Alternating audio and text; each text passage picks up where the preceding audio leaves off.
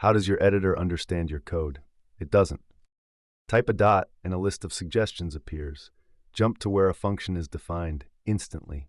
It feels like the editor understands your code. It doesn't. Something else does. Your editor is only a client. When you ask for autocomplete, it doesn't figure out the answer. It sends a question to a separate program called a language server. The server thinks.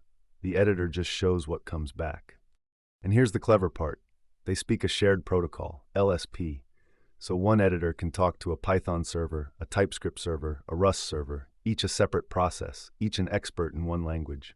Add a language, add a server. The editor never changes. This is why your AI editor didn't build autocomplete.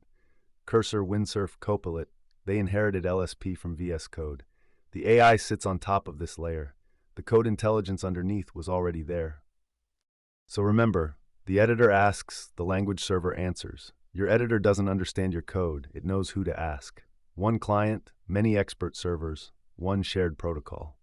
The editor asks, the language server answers.